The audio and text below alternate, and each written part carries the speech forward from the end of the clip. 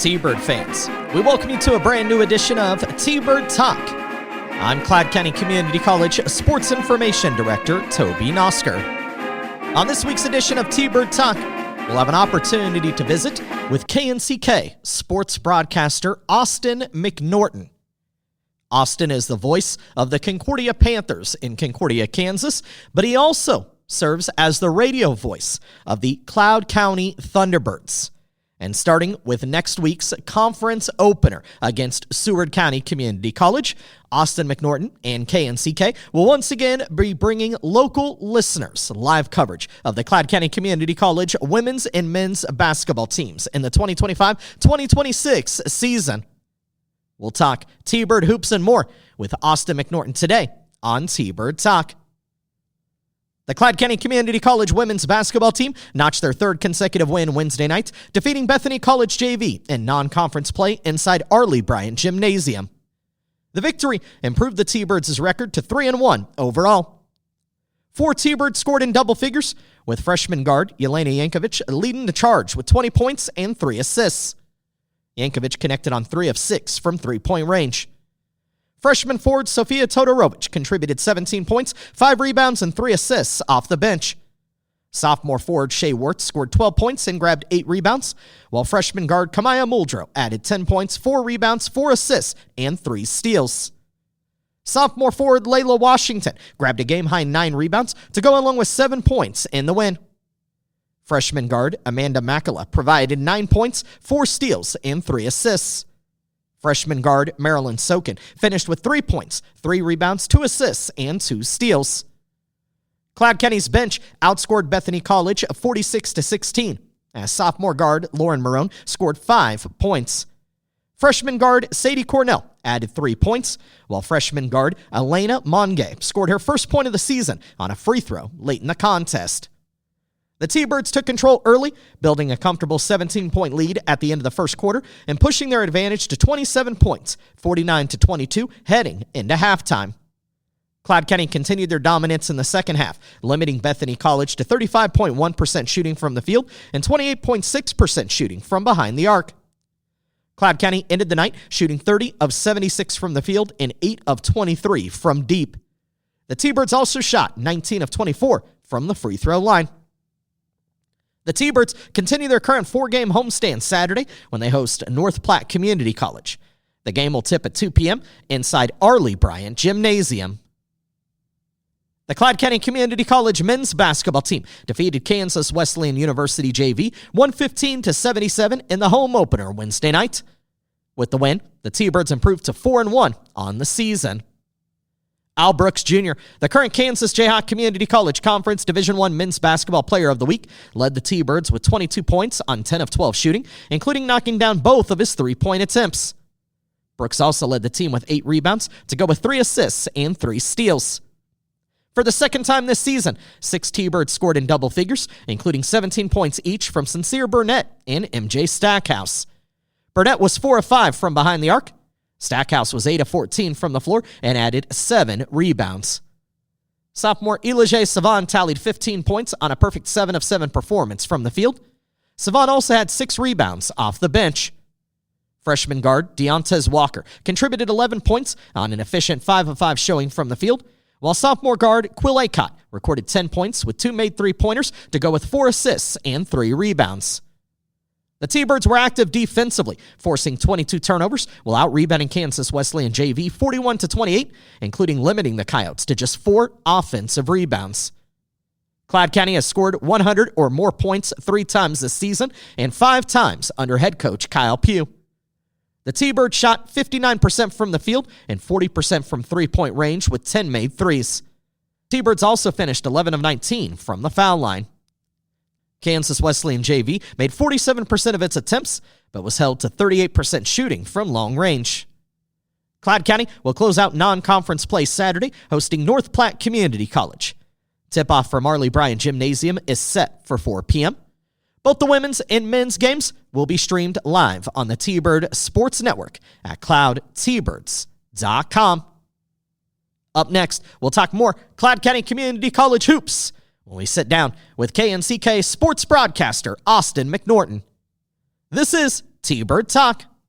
Are you a Kansas or Nebraska high school senior who's thinking about your next step after high school? If so, you qualify for Cloud County Community College's $500 Early Bird Scholarship. All you have to do is visit campus before December 19th and have a GPA of 3.0 or higher, and you get a $500 scholarship guaranteed. So come visit Cloud and see why our students are Cloud proud. On your visit, you'll see our campus, meet with an academic advisor, and get a chance to have all your questions answered. Set up your campus visit today by giving us a call at 785-243-1435 extension 212 or visiting us online at cloud.edu/admissions. This week on T-Bird Talk, an opportunity to visit with Austin McNorton. He is the sports director at KNCK Radio in Concordia, as KNCK Radio will once again bringing local listeners Cloud County Community College basketball action, beginning with the conference opener on Wednesday, November 19th, when the T-Birds open up Kansas Jayhawk Community College conference play against the Saints of Seward County Community College. Austin, great to see you. How are you? Man, I'm so fired up for T-Bird basketball, clearly, and that's why I'm excited to be here. Last year was your first year covering Cloud County athletics. Got an opportunity to broadcast T-Bird men's and women's basketball, and then, of course, you were with the Cloud County Community College baseball team during their postseason run in 2025. What was that first year like? It was fantastic. So I've been so familiar with the Jayhawk Conference. I went to Butler Community College for 2 years as a student and was a part of their student radio, which was incredible because we traveled. I mean, we literally traveled to every Jayhawk Conference school. We broadcasted everything, women's, men's basketball, football, everything down there at Butler. And so I had been to Cloud and been here to Concordia broadcasting T-Bird versus Butler at the time. And then my first job out of college basically was the voice of Pratt Community College. So then I would come up here for T-Bird stuff then and always loved it here because this environment was one of the best, if not the best, because of just how small and compact the gym is and how electric the baseball team was in the student section. Like, I remember that even when I was a freshman at Butler. So then when I got the opportunity to officially be here and say, all right, now this is actually my team, I loved it. And then how far the baseball team went last year, it was truly an incredible year number one, and that's why I'm so excited for year two. We'll talk about year two in just a second. This is kind of different. I get it because I used to be in your shoes in this place, but you're usually the ones asking questions. You don't usually get questions asked of you, right? Yeah, this is a unique experience. I think Lauren had me on his alumni moment once, and I was on that, but yeah, I've never really been in this chair before. But I appreciate you sitting down to talk with us and excited to talk about another season of T-Bird Hoops that's now underway and a really good start for both teams. But let's get to know you just a little bit. I mean, you told me about going to Butler, but what ultimately led you to want to pursue broadcasting? Why was particularly sports broadcasting something that was of interest to you? So I grew up in Council Grove, Kansas, which is about 45 minutes south of Manhattan. And so grew up a diehard Kansas State fan and would go to almost all of their games. I mean, you name it, we would go to everything. But on the way there, we would always listen to the pregame and the postgame show from Wyatt Thompson and Stan Weber on the K-State Radio Network, and always listen to it. And my dad would and I would always talk back and forth about it. And I said, this is a job that people get paid to do, exactly what you and me are doing right now in the car. And I was like, this is fantastic. Like, how great would that be? And so I always just stuck with it. In high school, I dreamed of wanting to be a sports talk radio host, like for 810 in Kansas City, and I job shadowed those guys and interned with those guys in college. But then when I was at Butler and then on to Northwest Missouri State as a student, I was like, I love being with a team and being a fan of a team and going all in and knowing all the ins and out of this team and being at the games rather than sitting in a studio watching the game on TV and then talking about it. I found that I like to be in the environment and be with the team on the bus, all the things. And I was a part of some pretty fun teams, both at Butler and then Northwest Missouri State won multiple national championships in basketball when I was there. So that was lucky to be a part of. So that's kind of how I knew I always wanted to get into sports radio, was just listening to it as a kid, going to games back and forth from Council Grove to Manhattan. And then as a student, kind of changing my course and path a little bit of sitting in a studio for 4 hours talking about you name it, to then say, no, I want to be at the games and be with the team and know all the ins and outs.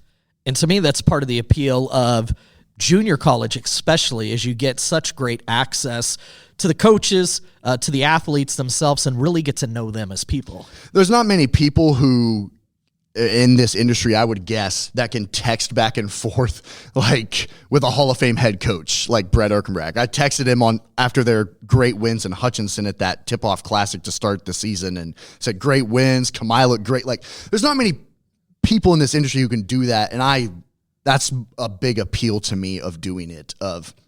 Yesterday, school was closed, or on Veterans Day, school was closed, and I just went and sat and watched the men's basketball team practice. I'm like, I just want to see what the practices look like versus what the on-court product looks like. And it's so much fun. And then being a part of the baseball team, getting to know those kids' stories and how emotional of a run that was for them last spring, and some of the offers that they were getting, and sitting there by all the scouts and some of those kind of things was a very unique experience, but that I don't think a lot of people understand unless you're truly in it. You started out Pratt, though. Yeah. What was the experience like in Pratt, first job, out of college? It was a real eye-opener because just like I'm doing here, I was also doing the high school. And I was like, well, I can do it. It was a lot. It's a lot of work, especially during basketball season, when at that point I was doing all of the Pratt CC games, all the Pratt high school games. So when you kind of added that up, it was at least four nights a week, which meant, 2, 4, 6, 8 games a week. 8, like between the girls, boys, men, and women. It was at least 8 games a week. So it was a lot of work that I didn't really anticipate, but all my time was spent, all right, let me update my stat sheet for this team, and then who's the high school playing this week, and who's the college, where are we going, what time are we leaving, because I would ride on the bus and everything. And yeah, that was the real eye-opener of like, okay, so this is what it's like to be a one-man band of 2 different teams at 2 different levels and 2 high levels, and it was a lot of fun. That was a unique place because Pratt was always kind of in the shadow of Hutchinson Community College, and always that like Hutchinson had all the advertisements and all the big name and the football and so big and had a big presence. And so Pratt was kind of seen as like little, but I loved that kind of mindset that they had down there that was very unique of like, yeah, we're not Hutchinson, but we're competing right with them. And every game against them was massive, and just some of those kind of things. And being in kind of a smaller budget athletic department and just smaller school in general was a lot more unique than like when I was at Butler, where Butler and Hutch were like the top dogs. We had the best football stadium. We had all these facilities and all this money. Pratt was so much different, of just a smaller, true community college feel to it. And you want to talk about being super close. I talk to the Pratt men's basketball coach almost every day. Like, just that relationship that we formed, because it was his first year as the head coach, was my first year. And so we kind of went through it together. And yeah, that was a great kind of first step for sure. And in a strange coincidence, your first year covering Cloud County was Kyle Pugh's first year as that coach. Yeah, I guess I kind of have that. Yeah, that is kind of, I didn't even really think about that. Yeah. If we talk about your journey, though, to Cloud, I know one aspect of it is your wife, Megan, is actually employed here at Cloud County. Yeah, that's the biggest aspect. That's the reason that I'm here. We had twins up in Omaha. That's where we were living. She was finishing her schooling. I was doing some high school game of the week stuff for a YouTube channel, actually, so it was way different than even what I'm doing now. And she was looking at, what do I do next now that school is kind of done with? We have these twins. We need to be closer to family with that. What do we do? And she said, do you know anybody in Concordia, Kansas? And I called our boss at the time, Mike McKenna, at KNCK Radio, and was just saying, what options do you have? And he said, yeah, we might have something. We have a legend in Toby Nosker as our guy.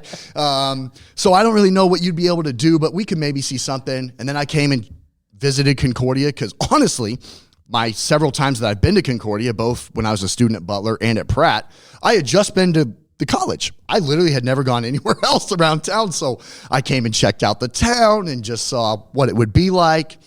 And was like, yeah, this would be fun. I don't really know what I'd be doing at the radio station, but we'll see.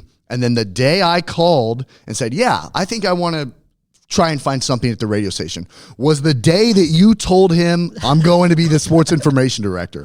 So folks, whatever kind of higher power you believe in out there, like I'm a Christian, whatever kind of higher power you believe in out there, I firmly believe in it, because literally the day that Toby said, I'm going to Cloud to be the sports information director, was the day that I called our boss, Mike McKinnon, at the radio station and said, I want to do it. And so Mike said, well, do you want to be the voice of Concordia High School So too? you have me to thank for everything? Is that what? I'm joking. No, it's just unbelievable how timing works out on things like that. I was just like, I don't know. What would I really even be doing? But my wife was loving Cloud and said, I want to go there. And I said, all right, let's try it out. And then literally the day that you said, I'm going to Cloud, was the day I said, I want to be at the radio station. And now here we are. She teaches biology here, right? Yeah, she teaches biology and has talked so highly of all the students here on campus and all the student athletes, of course, and there's so many. And she's trying some new projects this year with some fish. If you go into her lab, she has a bunch of fish tanks set up, and it's crazy. She's way smarter than you and I combined. I don't doubt that. I don't doubt that. And after almost 20 years, I was 3 years shy of hitting my 20th anniversary at KNCK. I'd been a news and the sports director there, and I loved my role and the people that I worked with there at KNCK, but just felt like 20 years, maybe I should just see if I have any other skill sets, and so I accepted the job a little over a year ago to join Cloud County Community College as the sports information director. So I don't know that you have me to thank. I think I'm probably the reason to blame that you got a lot more on your lap than you thought. I did have a lot more work than I was anticipating, but yes. The thing, and a lot of people around Concordia maybe listening to this podcast know that I had big shoes to fill, and I didn't do everything the same that you did, obviously, but the high school has been another really unique aspect of this job that I wasn't really anticipating being involved in, and I'm glad. So I do have you to thank for that. I didn't think I was going to be involved in the high school at all, and now I am, and that's been really fun to be a part of also. What has that experience been like for you? Switching into this new role, not filling my shoes. Believe me, you've made the job. You've made the job your own. It's certainly your role now as both the voice of the Panthers and now what you're doing here covering Cloud County Community College athletics as well. But how have you found the transition? How has your wife enjoyed Concordia in Cloud County? And as you said, you're raising twins here too. Yeah, the twins, they're loving it. They go to the on-campus daycare here, which works out perfect. Like I said, my wife loves the students here, loves the community here, and she's really kind of gotten thrown into, she's in charge of the Honor Society here on campus. She's in charge of the Newman Catholic youth group here on campus as well. So she's kind of getting involved in a lot of things that are personal to her rather than just the biology aspect as well. So she's made a lot of connections, and it's been great. But as far as the high school stuff goes, I don't want to keep going back to Pratt, but it's pretty much the exact same size high school as Pratt was, like 3A in football, 4A and everything else. Very, community oriented. The fans are crazy. The environments are great. The teams are fun, and the kids are so well spoken. That's been the thing that's been most incredible to me. I interview these kids, and it too. I mean, maybe better than anybody. How well spoken they are, and how passionate they are about what they're doing, not just on whatever sport they're doing, but in the classroom as well, and their other interests and what they're going on to do in the future. That's been the most incredible thing for me. And then the guy who I get to broadcast all the games with is the man, Lawrence Swinson. I didn't when I was in Pratt, I didn't really have a partner. I kind of found a guy who ran the sports bar in town who just kind of helped me out. But Lauren is the man. So the fact that I get to work with him, even just in a small capacity, has been incredible. Just traveling to games with him and picking his brain on all of the history of Concordia, that's been incredible. He's been doing games for 35 years, I think, now, at this point. At least. So he's been giving me all the history of Concordia athletics, and he was a part of, I think, one of the first classes that Cloud County Community College even had. He was there when the college first decided to even be a college. So, just some of those stories and all the famous athletes who have gone through town. And he's given me all that insight, which has been really great for me to be even more invested in the community. And that's what I said. That's why I love this job is I'm a Panther fan. I'm a T-Bird fan now that just gets to tell all the people what's going on that aren't there. So the fact that I now have that kind of history behind it because of him is even better. Talking with Austin McNorton. About a week out now until the T-Birds tip off Kansas Jayhawk Community College Conference play. KNCK Radio will be the local radio home for T-Bird Athletics again during the 2025-2026 season. Cloud County tipping off their conference slate next Wednesday at home when they match up with Seward County Community College. The women's game will tip at 6. The men's game will follow at 8 p.m. in Arley Bryan Gymnasium, and we'll be sharing out links to Austin's broadcast up at cloudtbirds.com as well as on our social media channels. When it comes to prep work, getting ready for ball games, right now you got a little bit of a break in between high school sports where you can solely focus on, Thank goodness. where you can solely focus on Cloud County. But come December, you're going to be balancing, two different teams and the different programs. What does prep work look like? Kind of take us a little bit behind the scenes and how you get ready for each basketball broadcast. So they're very different in the fact that thanks to you and all the great sports information directors there are in this conference, and you can probably speak to this too, the sports information directors in this conference are second to none. I mean, the details that they go into and the stats that they provide, and every single website is fantastic, is making my life and every other broadcaster in the conference so much easier. And we have a really good connection with all the broadcasters in this conference. Me and the voice of Hutchinson Community College went to Butler together. The guy down at Coffeyville and I have become really good friends. It's a really good connection of broadcasters. Of course, Brock Kappelman, he's the legend at Seward speaking, so you guys help us out tremendously as far as the college goes, and it allows us to go into incredible detail. So my charts for Cloud and my preparation for Cloud Sports are so detailed and have all this information because of your website and the work that you're the one doing it. I just put it on my paper and then get to say it. So thanks to you and all the other sports information directors out there. As far as high school goes, I typically like to hear directly from the coach. There's sometimes where, like if we're playing Abilene, Trent Sanchez at Abilene, he'll give you everything. But I typically like to contact the coach directly, and whatever that coach gives me, I'm kind of at his or her mercy. As far as stats go, information about the players, and some of the behind-the-scenes kind of stuff. And I'll go in, list all the heights. I like to know maybe what other sport they're involved in as far as high school goes, because I think that's so important for high schoolers to be involved in multi-sports. So I like to hear some of that kind of stuff.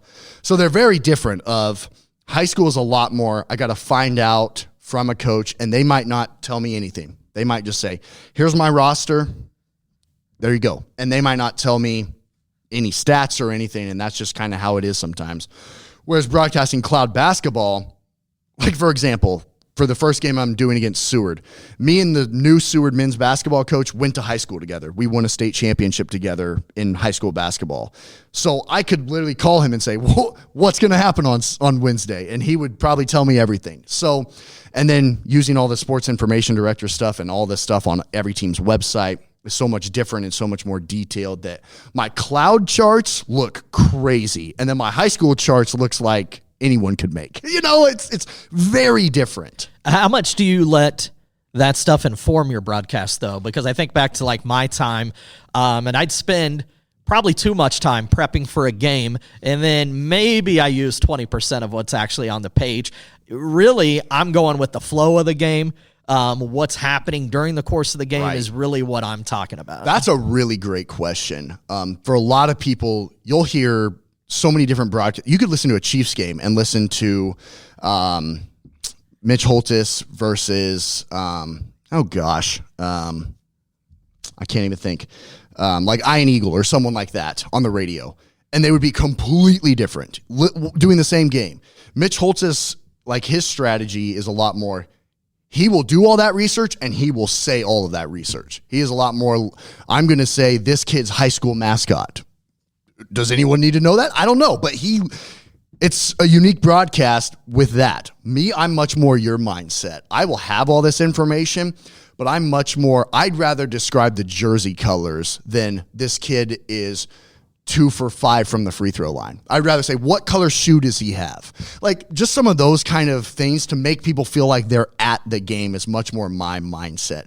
So I'll have all the stats and all the stuff, but as far as, like you just said, using it, I typically would rather, like I said, the jersey colors or, hey, the student section is doing neon tonight. Make people feel like they're there rather than you have 9.8 rebounds per game. Present atmosphere. Exactly. And describe what is happening and what this moment of the game is. Like if we're 2 minutes in the third quarter of a football game, this is a big possession because of this happening rather than, they're 4 for 7 on third downs in this game already. It's just, that's just my personal belief. There's a lot of broadcasters, like my roommate in college, he would spend, I'm not kidding you, like 48 hours straight of just finding out every single detail about the opposing team, about where, like, they swam in high school or this. And then I was like,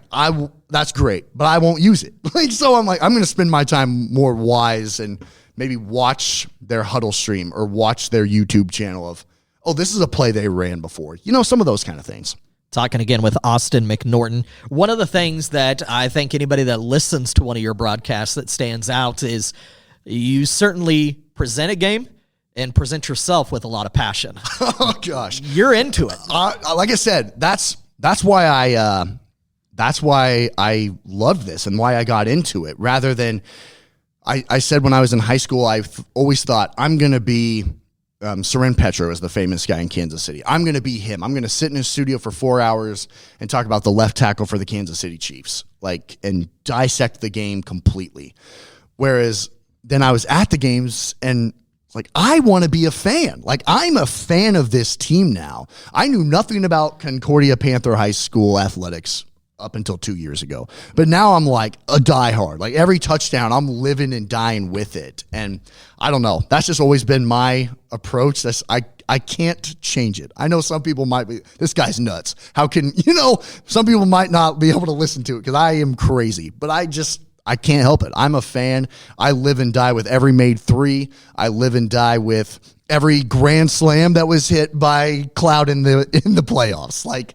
That's electric stuff, and I'm a fan. I'm jumping up and down like you are at home. And I can't thank you and KNCK enough for the outstanding job you did last year covering the NJCAA Plains District Baseball Tournament in Salina and the run that the T-Birds had making it to that Region 6 championship game because thanks to technology, the ability to also stream your radio broadcast and the audio online. Right. I know it wasn't just listeners in the Concordia community that were listening, but there was families, of student athletes from Canada and all over the United States that were getting the opportunity to tune in and listen to your broadcast and really celebrate every pitch and every moment during that run for the T-Bird baseball team. And to your credit, you're the only radio station that was present broadcasting throughout that postseason tournament. So no other school had that like we did, which I thought was really special. Well, thank you. I mean, it was a really special run, first of all.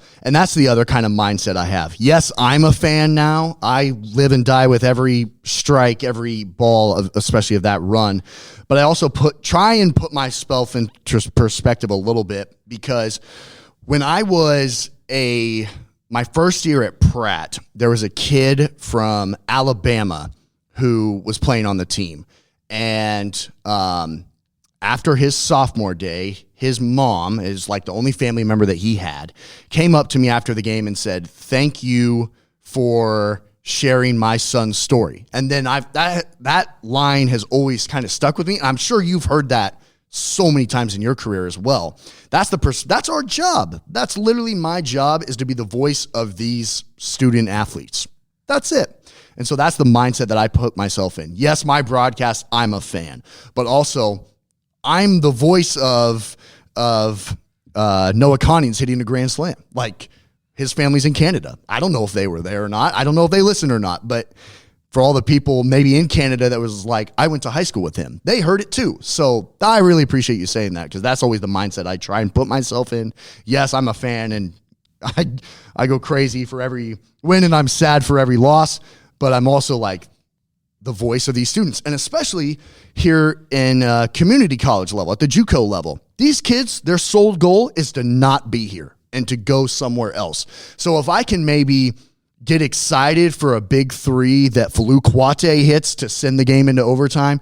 Maybe that coach hears that and is like a coach looking at him in the future, hears that and hears how excited and how big of a play that was and the moment and some of those things. Maybe that gives them an edge up of like, oh, this kid's pretty fun to watch. I don't know. That's my thought, I guess.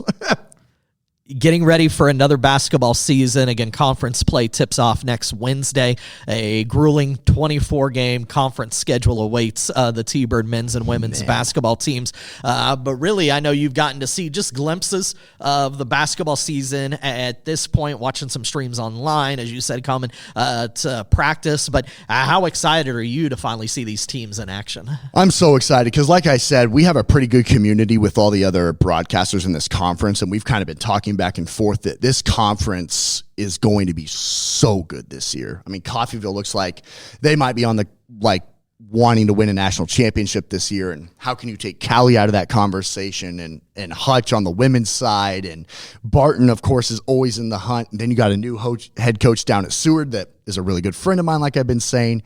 Sounds like Independence is supposed to be really good again. Like, it's just, there are no holes in this conference. That's the biggest take. There's literally no holes in this conference. And so it was honestly hard picking what games that the radio station would broadcast this year because I want to do them all. I don't think there's going to be a bad game. That's what's always so fun, and that's why I've loved this conference so much, and I've come back to it so many times. As far as the T-Birds specifically, for the women's side of things, there's a lot of new with this team, and I'm curious of how they come together with so many new pieces and so many women now getting their first taste of such a high level and such a tough conference. And it looks like Kamaya Muldrow is going to be really special to watch. I just talked to Coach before I came in here, said she looks like she could be pretty fun, and he said she's really exciting. So I love hearing a coach say that. And then on the men's side, well, the biggest takeaway that I have so far from their season is how deep their roster is. When you have a second-team all-conference player in Savon coming off the bench this year, that tells you how deep this team truly could be. That looks like they might have maybe, I don't know if there's a Rookie of the Year candidate, but in Al Brooks Jr., he would be, if there is an award for that, he would get my vote. So, yeah, to say I'm fired up is a very undersell statement. And not just broadcasting T-Bird Athletics. And again, we'll be sharing up links to your broadcast at cloudtbirds.com as well as on our social media channels. So people can look for those because not only will you be doing some games at home like you will for that Seward County matchup, but you'll also be traveling on the road for certain games as well. So we want to make sure to get that out there for folks. But then I know periodically throughout the course of the season as well, you do what you call your Coach's Corner, where I know you get an opportunity to interview Concordia High School coaches, but at the same time, Cloud County coaches have joined you on the program as well. And I know throughout the season, you're looking forward to conversations with women's basketball coach Brett Erkenbrack and men's basketball coach Kyle Pugh. Yeah, definitely go check that out. That's on our website, ncktoday.com, on our talk shows page. Not only just talking with Kyle and Brett, but I'll be talking to Drew Mahan, kind of recapping their cross-country season and previewing the track season and the indoor season. But also, all the high school athletes are on there as well. But talking to TJ Segabard about their fall ball season, Eric Gilliland about their fall ball season and going into the spring. It's, like I said, that's what makes being a part of junior college athletics so much more unique than anywhere else, is that access and I don't know if insider is the right word, but just that information and comfortability with these coaches who, like us, they want to share their student athlete stories more than anyone. They want, like I said, the whole point of being in JUCO is to get out of JUCO and go to bigger and better things.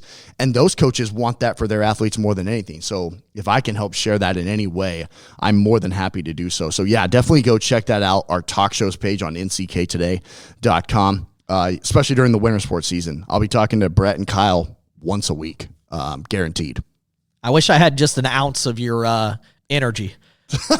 You do. I like I said, I can't help it. I don't drink coffee. I don't do any of that kind of stuff.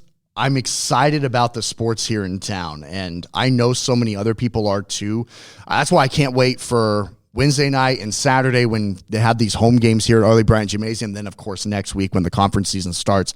I think this gym is going to be packed. So I would say definitely listen to the radio, but come to the game first, because there's nothing like being at the game. Obviously, I can try and make it electric on the radio, but come to the game, because the new video boards, like the local kids that are on the team, Shea Wirtz, got to come watch her play. Got to come watch Will Otot and some of these local boys on the team too. Like, come watch these guys. They work so hard in the offseason. Come watch them, especially next week when conference season begins, because I'm not kidding you. It wouldn't surprise me if every game came down to the last 2 minutes. And I think we probably have some road trips together that we can make coming up in the future. Yes. I let Austin drive while I do some riding in the passenger seat. No, it's great. I appreciate all you guys do in your coverage of Cloud County Community College. And it's funny, sometimes I don't even remember the certain event, but there was something that was happening where I was in a room, and then all of a sudden you had come walking in, and somebody had said to me, they're like, "Oh, Toby, it's like when your ex-girlfriend walks in or something." I think they think there's like some bad blood between us that doesn't exist. No. And so I appreciate you, and I appreciate you doing the show today. Yeah, the other thing, all of Toby's stories that he puts on Cloud Athletics are also on ncktoday.com. So all the stories from how the cross-country season went, everything. I mean, Toby writes a lot of stories. They're all on our website, too, so there's another plug for checking out the website and all the athletics for Cloud that we put on there as well. We'll see you next week for the Seward County game. Let's go, man. I'm so fired up. Jayhawk Conference basketball is the best in the country, and I'm so excited for it to start next week. Thank you so much. Absolutely. Austin McNorton with KNCK Radio joining us today on T-Bird Talk. Are you a Kansas or Nebraska high school senior who's thinking about your next step after high school? If so, you qualify for Cloud County Community College's $500 early bird scholarship. All you have to do is visit campus before December 19th and have a GPA of 3.0 or higher, and you get a $500 scholarship guaranteed. So come visit Cloud and see why our students are Cloud proud. On your visit, you'll see our campus, meet with an academic advisor, and get a chance to have all your questions answered. Set up your campus visit today by giving us a call at 785-243-1435 extension 212 or visiting us online at cloud.edu/admissions. My thanks to KNCK sports broadcaster Austin McNorton for sitting down with us this week on T-Bird Talk. And my thanks to KNCK Radio for once again being the home for Cloud County Community College basketball on the radio. KNCK will be broadcasting the conference opener next Wednesday when the T-Birds men's and women's basketball teams open Kansas Jayhawk Community College conference play at home on Wednesday, November 19th against Seward County Community College. The women's game tips at 6 with the men's game to follow at 8 p.m. The Cloud County Community College wrestling team picked up its first dual victory of the season Wednesday, earning a 33-17 win over Murray State College before falling to number 4 Southeast Community College 44-3 in a tri-duel in Beatrice, Nebraska. Against Murray State, Cloud County claimed 6 of the 10 contested bouts, including 4 by fall, 1 by decision, and 1 by forfeit. Luke Potter, Micah Cothers, David Holgan, and Braden Hill each earned victories by fall. Drew Sterrett added a 3-0 decision over Hudson Beckley, while Trevor Vasquez added a win by forfeit. In the nightcap, Cloud County faced a strong Southeast Community College lineup that finished 6th as a team at last year's NJCAA National Championships and enters this season ranked number 4 in the 2025-2026 NJCAA Wrestling preseason poll. Freshman Dakota Gibson provided the highlight of the match as he earned an 11-5 decision over Keaton Cloak at 141 pounds for the T-Birds' 3 team points. The Cloud County Community College wrestling team will travel to Grimes, Iowa to compete in the Grandview Open this Saturday. Competition is set to begin at 9 a.m. from the Ignite Sports Complex. Last weekend, the Cloud County Community College women's cross-country team concluded their 2025 campaign with a 13th place showing in the 2025 NJCAA Division I Women's Cross-Country Championships at Lakeside Golf Course in Fort Dodge, Iowa. Sophomore Mercy Ngomchop placed 23rd out of 177 runners with a time of 19:23.4. Freshman Maureen Jep Churcher came in 55th with a time of 20:25, and sophomore Nanta Ube was 91st with a time of 21:08.8. The rest of the lineup included freshman Mackenzie Baker in 100th place in a time of 21:35, Sophomore Rafiato Nuhu in 110th and a time of 21:58.1. And freshman Jade Williams in 167th and a time of 25:08.4. Odessa College won the team championship of the 2016 field, with Iowa Western as the runner-up and Hutchinson Community College finishing in third place. The Cloud County Community College men's cross-country team placed 23rd out of 30 teams at the 2025 NJCAA Division I cross-country championships. The T-Birds posted the fifth best score among Kansas Jayhawk Community College conference schools. Sophomore Galasa Abdisa was the T-Birds' top individual finisher in 58th place. Abdisa ran the 8K race in 27:07. Freshman Davis Miltner crossed the finish line in 59th with a time of 27:07.5.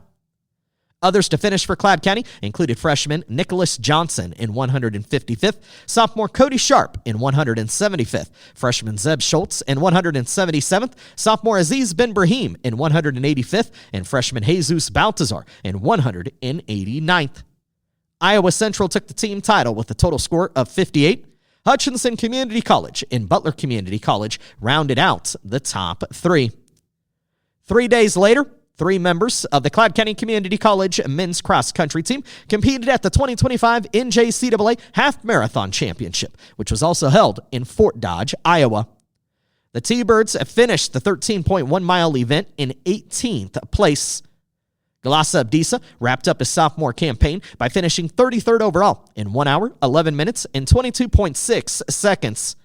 Freshman Davis Miltner finished his first season as a T-Bird by finishing 58th overall, crossing the finish line in 1 hour, 14 minutes, and 8.9 seconds. And freshman Jesus Baltazar finished 155th overall, running the race in a time of 1 hour, 23 minutes, and 19.1 seconds. Iowa Western Community College won the team title. Iowa Western also had the top 2 individual finishers in the race. To keep on top of everything that's happening in Cloud County Community College athletics, you can check out our website, cloudtbirds.com. You can also like and follow us on Facebook and Instagram. Just search and follow Cloud County Athletics, or give us a follow on X at CCCC Sports. New episodes of T-Bird Talk drop each Thursday, so make sure you're subscribed on your favorite podcast platforms. In the weeks ahead, we're going to be talking to members of the Cloud County Community College women's and men's basketball teams and the T-Bird wrestling team. Some great conversations and shows to come. T-Bird Talk is a production of the Cloud County Community College Athletic Department.